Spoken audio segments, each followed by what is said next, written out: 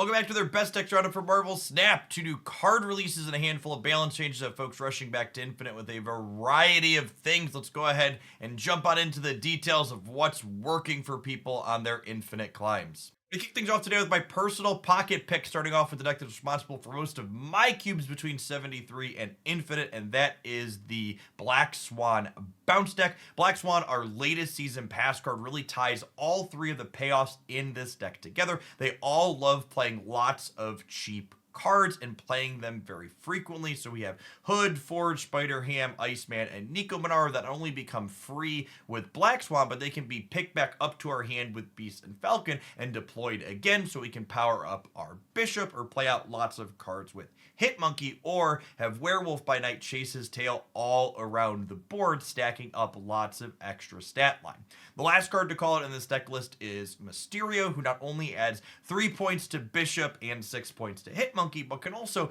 clutter the board up for our Werewolf by Night, both beneficially and in a way that you need to be careful with. There's definitely key spots where in the end game you're forced to move your Werewolf if your board's not completely full where you'd rather not. And Mysterio can be instrumental in letting you put that 4th card with his clones into locations to keep your Werewolf put where you need it to be for that game-winning play. Well, I'm including this deck list in my Jeff's picks this week because it's what I've been using for a lot of my personal climbing. It's worth noting that this deck list could also fit into the top performing category because it has a fairly large sample on Untapped since I posted my video highlight with it yesterday, and it's been performing very well for a variety of people playing it there as well. My second pick this week is an updated take on an old favorite of mine, She-Hulk Control. For those of you who aren't familiar with this deck list, it looks to leverage a variety of proactive, disruptive cards such as Goose and Storm for location control, as well as Armor and Cosmo for a double up of protection as well as disruption against ongoing and destroy effects.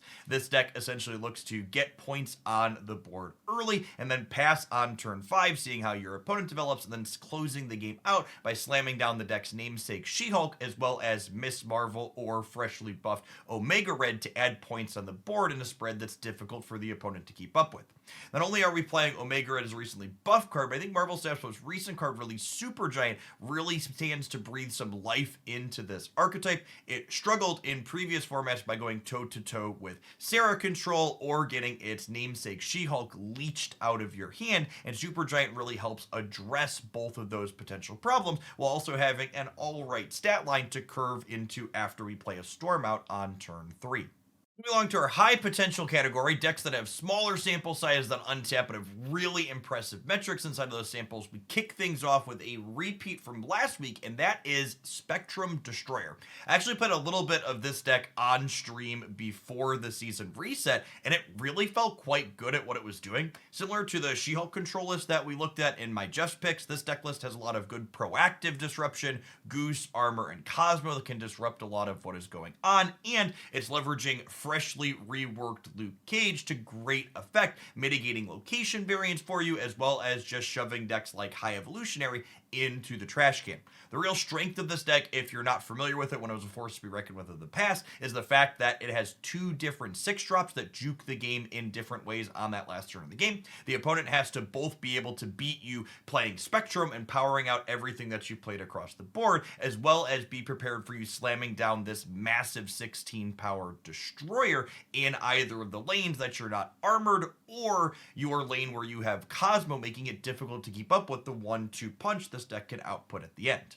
Our next high potential deck list is a really neat take on Supergiant that only gets to leverage her disruptive elements on turn 5, but also uses her as an enabler for its own low-cost, high-power cards. Specifically, Titania, Maximus, and Atuma are all cards that love being flipped up after the game ends, so we don't have to worry about their detrimental text boxes. Supergiant's not the only way this deck is playing to enable those cards, though. You can hide them behind Invisible Woman for another way to keep them face down. You can armor your Atuma, or you can zero their text boxes out directly. Speaking of zero, this deck also gets to use zero with Ebony Maw to play out a 1/7, and Ebony Maw, while not having synergy with Supergiant, also works with Invisible Woman, since you can play that face down behind her on turn 3, getting the stats, but not having that ongoing that's going to prevent you from playing other cards. This deck runs out its last couple of slots with some stat sticks in Magneto that can also be disruptive, as well as Spider-Woman, who's actually another card that's kind of neat to play under Supergiant, since getting her on-reveal effect at the end of the game gives you a better chance of her offering 12 points instead of just 8 plus 1, 2, or 3. To wrap up our high potential category today, we have a Ronin deck featuring Blob as well as Destroyer. This deck list has a number of really interesting ways to enable these high power cards. We have Zero, obviously, to take the text box off of them directly. We have Cosmo to suppress detrimental on reveals from Destroyer, Gladiator, and Maximus. We have Warpath, who, so long as you're thinking about where you're playing your cards out, is just a 4/10, and we have Blob, who benefits from having lots of big stat lines in your deck, because if you flip into more than one of them, this card can still get really, really large. Ronin in this deck is mostly synergizing with Maximus on the final turn of the game, who's someone you typically play out in tandem with a cheap Scar, as well as another protection card like Armor, or a utility card like Quake to catch your opponent completely off guard. Moving along to looking at the most popular decks on the Marvel Snap ladder per Untap.gg stats, we have a lot of the usual suspects, but we also have a lot of interesting developments to look at inside of them. We're going to kick things off today with the most popular archetype, which is just classic Lockdown. This archetype really hasn't evolved once it fell into this kind of Zabu core that we've been looking at for probably the last month or more now. This deck list looks to set up a location lockout with Storm that it then follows up with either Jessica Jones or Iron Lad, and then it pivots into playing either other 4 energy cards on turn 5 or something like Vision that can slide around the board, and then you play that ever-present shell game, like I like to call it, on the final turn of the game, where you can blow your opponent's last card away with Alioth, you can spread out more stats with Doctor Doom, or on the back of Zabu, you can threaten to Shang-Chi plus Miss Marvel to do a little bit of all of the above. Our second most popular deck for another week remains the Galactus Clutter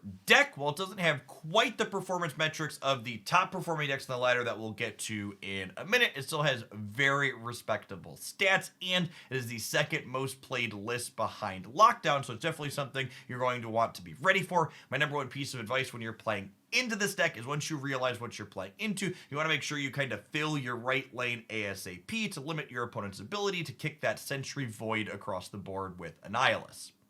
Third most popular deck, still just stock Destroy, still playing Hulkbuster after the change. This specific most popular list is notably absent of Arnim, Zola, and Taskmaster, but there's lots of variations of this archetype as always. You definitely should be thinking about and playing around those cards whenever possible if you're playing into them and they seem to be making plays that could represent them.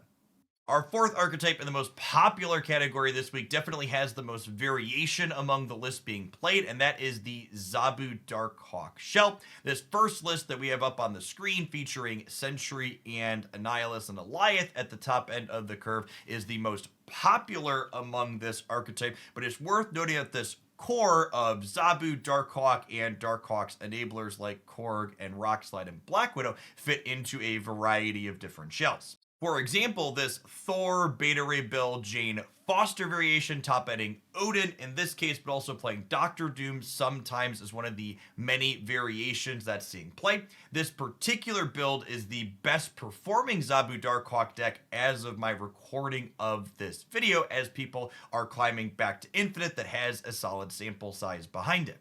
Moving into our top performing decks to close things out today, we start off with Lockjaw Hela. This deck list is a lot more consistent than it looks on paper for something that has the word random written on a number of its key cards. You just have so many ways to get these big statted things into play without paying full sticker value, whether it's Hela cheating the whole lot of them into play on the last turn of the game, Jubilee flipping one of them into play for 4 energy, Dracula binning one on the last turn, Lockjaw flipping them up out of the deck, or the Black Knight giving you an Ebony Blade with their power. There's just so many ways to get lots of stats on the board, often in a way that's difficult for tech cards like opposing Shang-Chi's to keep up with.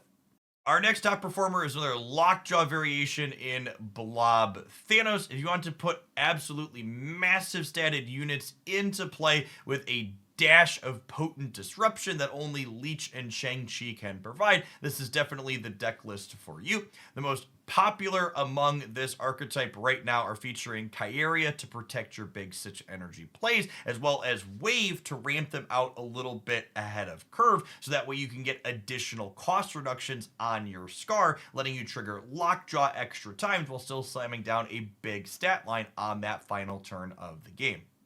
Finally, we close out our top performers and our best decks video today with the Oops All Tech card Serra Control. Killmonger, Enchantress, Shang-Chi, and even Shadow King all come together to delete whatever cards your opponent has worked hard to build up over the course of the game. You mix in a dash of stats of your own on the back of Maximus, who can be a 1/6, Gladiator, who can be a 2/8, and Miss Marvel, who can even be a 2/14, and you've got a deck list that is deadly and difficult to keep up with. Honestly, I'm kind of loving Marvel Snap right now. There's an incredible range of popular and top performing decks, and even among those popular lists, there's a lot of build variation like we highlighted today. Supergiant, as an addition of a new tech card, gives my brews like that She-Hulk control deck at the start new tools to combat some of their most difficult matchups in the past, and Black Swan supercharges one of my absolutely favorite archetypes to play in the game, and that's Bounce. I would love feedback on this video. The regulars probably noticed that I shuffled around the order of the decks that I presented today. While I was preparing this video, I was coming to the realization that the most popular and top performing decks tend to be somewhat similar, even if the details change in them from week to week. So I wanted to front load the more interesting deck lists, i.e. my Jeff's picks and those high potential that I think are the most engaging and provide the most value from a video like this, while still including quick recaps of those deck lists that we're all used to seeing, because I think it's valuable to know if they're still around and relevant and what minute details are changing in them as you're looking to combat them with your own brews. If you leave that feedback in a comment down below and smash the like button on this video if you enjoyed my breakdown, I would appreciate it. Hopefully we'll see you back again real soon for some more Marvel Snap content here on YouTube.